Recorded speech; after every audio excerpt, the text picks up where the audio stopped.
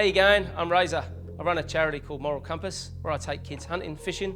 I love seeing their face light up when they catch a fish or we catch a pig, and then I like looking at their face when they have to carry it or gut it.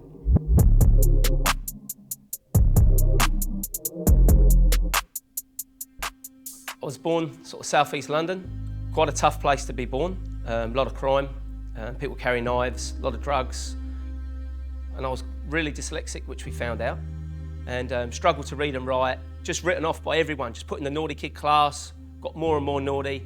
Then about the age of 13, 14, I just left school.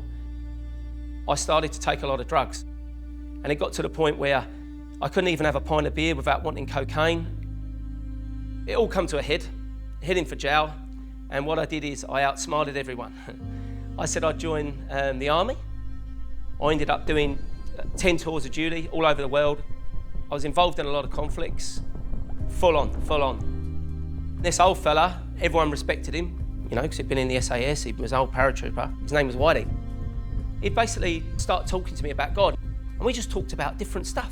But he'd tell me a story about Daniel, about the lion's den, about Goliath, about Gideon, and I was like, this is so interesting. You know, he never pushed anything on you, just sowed the seeds. When I left the army, I thought, I'll go and work in New Zealand for a few years, couple of years, I don't know. Then I'm going to go and earn the big bucks. I went to this church, Hope Presbyterian Church in Rolleston.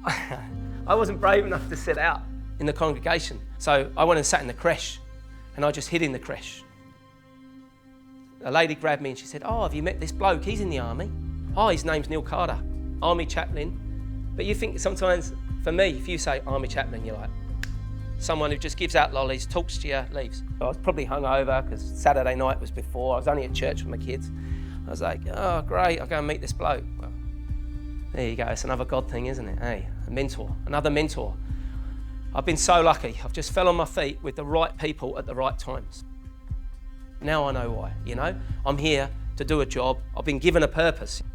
When I started Moral Compass, basically all it was at the beginning was really an idea and Razor taking a kid out hunting with him. I just want to show kids there's more to life than caffeine drinks and stealing cars, you know? There's the outdoors, there's pig hunting, there's shooting, there's fishing, you know? There's different types of buzzes. I understand where these kids are.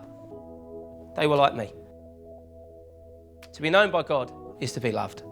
It just took me so long. It's my one regret. It took me so long to actually realise it.